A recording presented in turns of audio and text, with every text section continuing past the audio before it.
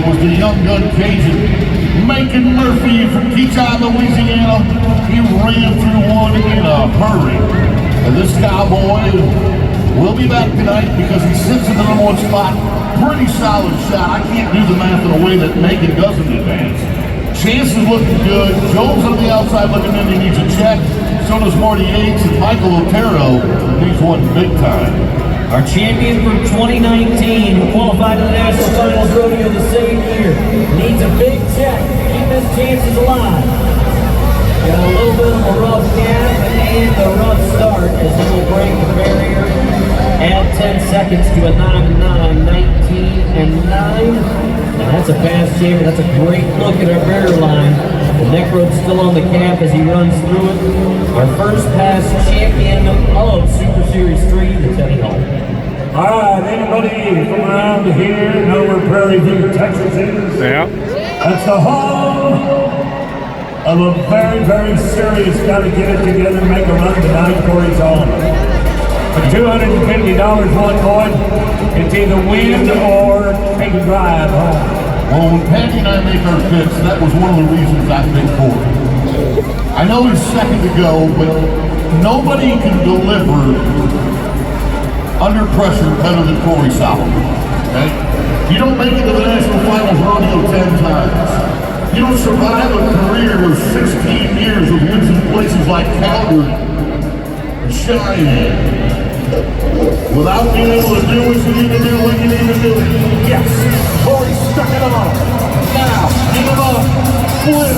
Little trouble on the flank, little trouble on the string. That did not go the way Solomon wanted it to go. He really needs a first place check, folks. It's that simple. And the chances that at 11-4, the chance that 11-4 is going to win the third round are very, very slim. Tough luck for Corey.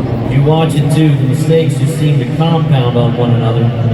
But Marty Yates from Stephenville, Texas, is in kind of a different boat. Won 2,500 up to this point, but another check would make him feel a little bit better. Well, you're looking at another guy that's a veteran at going to the Wrangler and car in Vegas. 9 trips, Marty Yates has been there. I would say he has to do at least third or better. No, right now, why not go for about an 8 flat?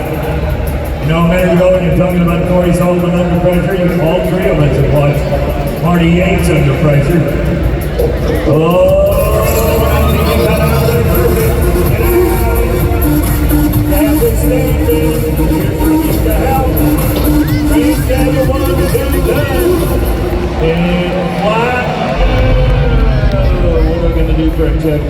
I don't think, Andy, we've seen the best calves yet. The first 3 calves, none of them have been really user-friendly. So some of these guys down the line, these 5 guys that remain, they got to have some of the better calves. I would agree with that. And as we talked about, this kind of frees up Macon Murphy, who at 37.50, an 8.9 and an 11.1, he can do whatever he wants. He can go after it. And I think that's what he will do. I think there's a chance he might even break the barrier because he's going to gamble a little bit. He's got enough money to make it, so why not ride at that barrier, stretch it a little bit, try to be fast and win another 3,000. Well, they've been watching these calves for 2 nights. He knows when he's running. Whoa!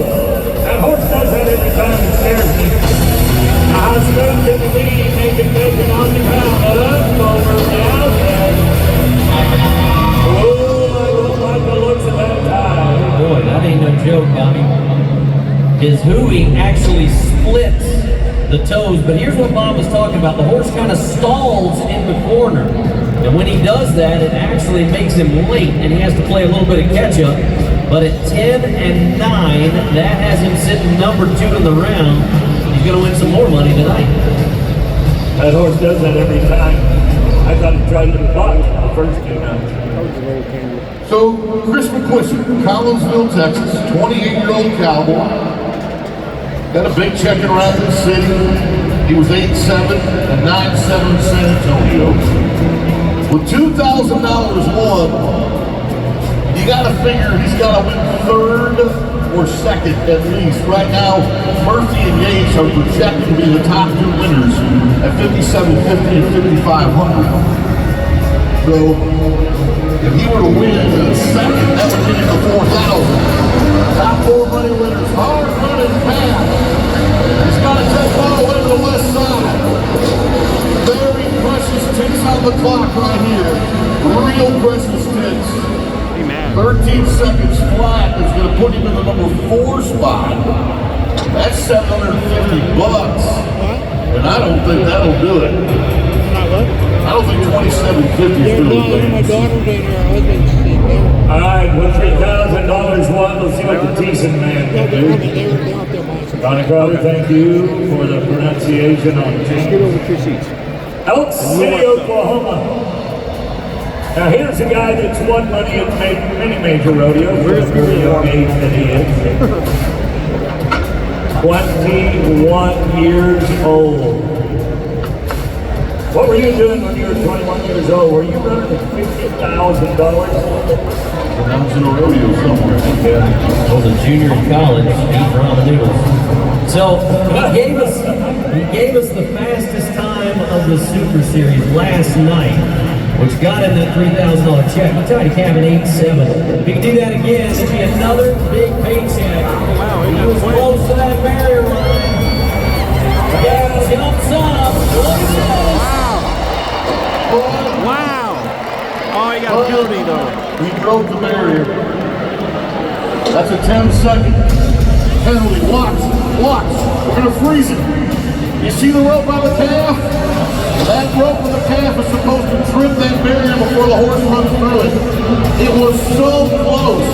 Now it's not a judgment call. You can tell by how the barrier was tripped, whether the calf or the horse did it. But that was a heartbreaker.